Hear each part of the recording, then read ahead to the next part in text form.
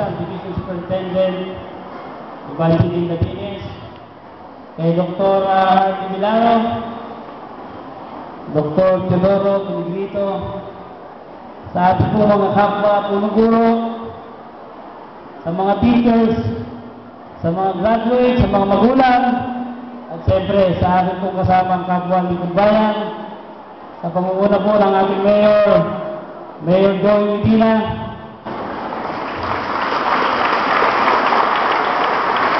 Councilor Edgar Castillo, Councilor Toto Cortez, Councilor Ador Rosales, at siyempre sa ating pong lahat, magandang tanghali po sa inyong lahat. Congratulations, graduates! Sa ating pong mga guro na masipag at nagtsagang magturo sa ating mga anak para po makapagtapos sa araw na ito.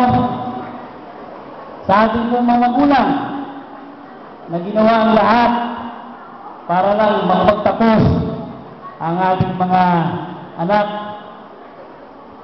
Palakpakan natin sila, mga graduates.